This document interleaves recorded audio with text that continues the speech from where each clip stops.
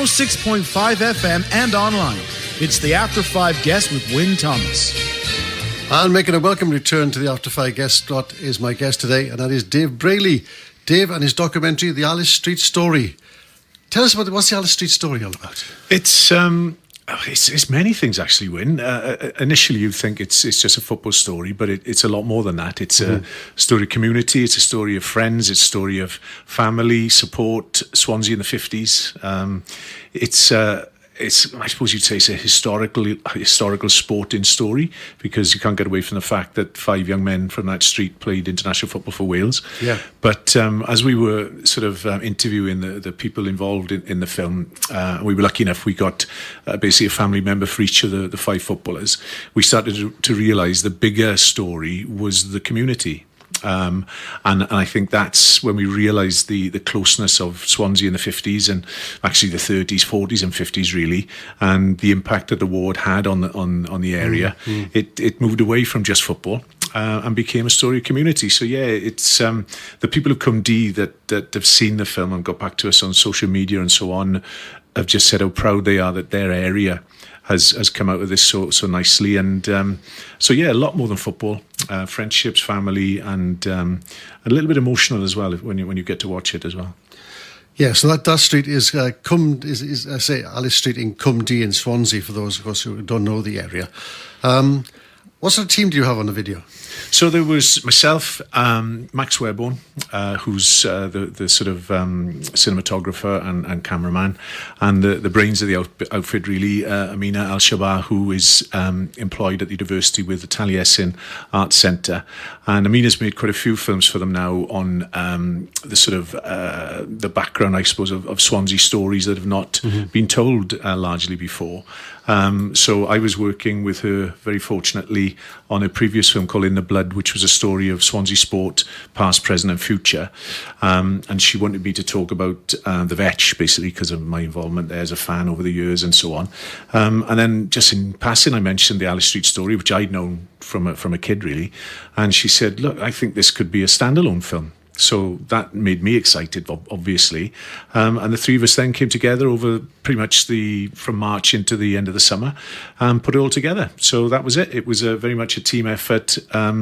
3 people coming together to tell the story of community and sport. It's a fabulous edited story. The editing is absolutely fantastic, where it actually goes from one thing to another thing. It keeps the pace is always there.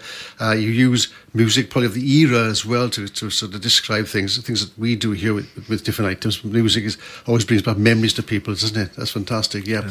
So big families there, weren't they? Because I also saw they were amazed at how many people lived in the same house together, didn't they? Because there was no houses, so the houses were shortage, and they were so poor as well, weren't they? It was amazing. I suppose, even though I thought I knew the story, it was only when we were, privileged to interview people like Malcolm Charles, the younger brother of John and Mel, who obviously they've sadly passed away now, but Malcolm is still going strong, and he would point out they had nothing. And it wasn't something to be embarrassed about. It was everybody was in the same boat, and people didn't own houses, that just wasn't something that was done. And actually, number 9 Alice Street at one point, and this is where it's just almost like a Disney story, they had the Roberts family, whose son Jack would play for Wales, lodging downstairs. Upstairs were the Charleses, John and Mel, who both would play for Wales. So you had 3 international footballers sharing one house. They were kids then, obviously. And then number 6 became vacant, and the Charles family moved to number 6.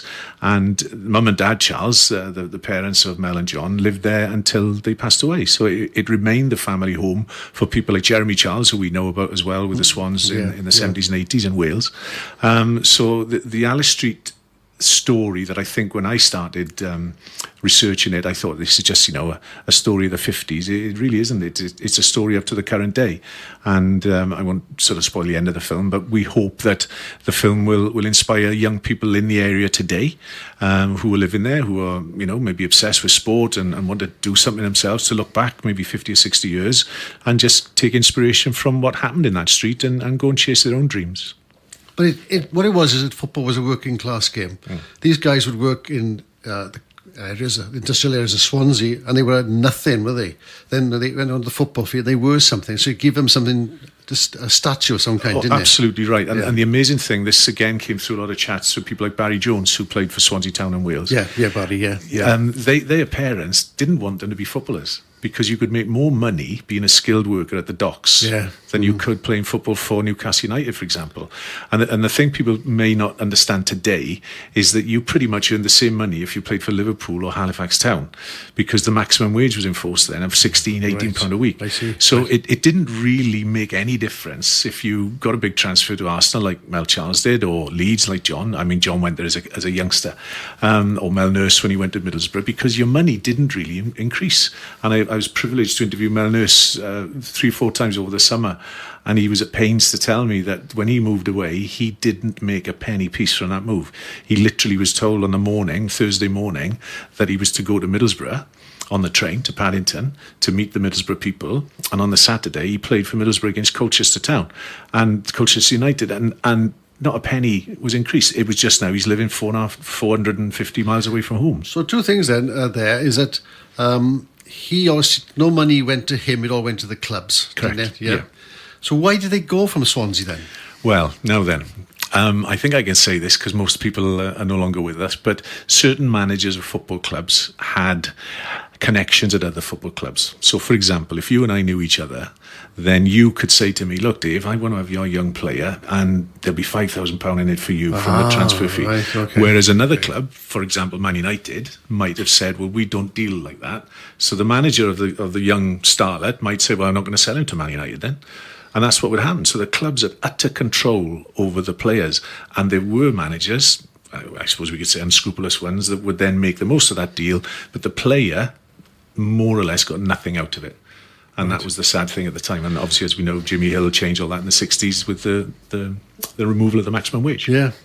Martin Jones, a professor of history at Swansea University, does a lot in that, doesn't he? He always says that football was important to them, wasn't it? Yeah, he was brilliant. I mean, Martin's been on so many documentaries, and when we were looking at people that we wanted to talk on film, Martin was, for me, a no-brainer. You know, I mean, I knew him through the university anyway, which was great. But I followed a lot of Martin's stuff over the years, and I wasn't disappointed. We met him in his office in Swansea Uni. Gosh, we could have done 2 hours just him and his knowledge, and because he loves sport as well. He's a football fan and obviously a professor of history. He knows exactly how to put these things together in a way that people understand. And yeah, it was a joy working with Martin actually, and I learned so much from him. So Saturday afternoon was obviously the thing for them. They were working Saturday morning, but Saturday afternoon was their time. Let's look at those footballers. Emlyn Jones would be the first one. Ernie Jones. Sorry, Ernie Jones. Yeah. So Ernie was a very young man playing at Cumberland Park. He's very linked to Jackie Roberts, who's the second one that got capped for Wales. So they both played professional football before World War II, but they weren't capped until after World War II. And that's what we wanted to focus, because it could get a bit complicated for the viewer if we try to say, well, they played for Bolton Wanderers in 1936 and so on.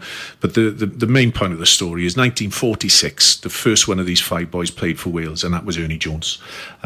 He played a couple of games as an amateur for Bolton Wanderers before the war, but he was 18 when war broke out. Mm-hmm. He lost 6 years of his career, and so many footballers. Did he lose sight as well? No, that was Jack. Oh, Jack. So Jackie Roberts, who came, he was about 18 months older than Ernie, and they were related through marriage. And basically, Jack got injured, a genuine war hero, Jack, and we were so lucky to have Leighton Roberts, Jack's son.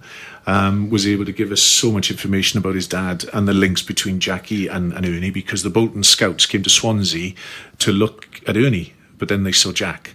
And so they ended up both going to Bolton, but Jack stayed there after the war and before the war. So he had a sort of a 5-year career after World War II in Division 1. And even though he only played 1 season for the Swans, this is Jack Roberts now, he's largely been forgotten because he wasn't a Swansea player, but he was probably one of Wales' most leading footballers after the war, captain Bolton Wanderers and Nat Loftus, people like that, for 5 years in Division 1. So that kind of covers Ernie and Jack. Yeah. Of course, the big fella was John Charles. John Charles, who actually had trials for Swans and they never signed him. Is that the story? Yeah, it sort of is. In those days, you had ground staff. And the ground staff were young kids, 15, 16, left school, and they were offered terms. Now, that didn't mean you were a professional. It was basically meant that you were basically dog's body. And there were two elements to a ground staff footballer. One would look after the pitch and the stand and the sweeping of the bins and all that sort of stuff. And the other one would be lucky enough to work with the footballers, so looking after their boots, making sure their kit was washed, that sort of thing.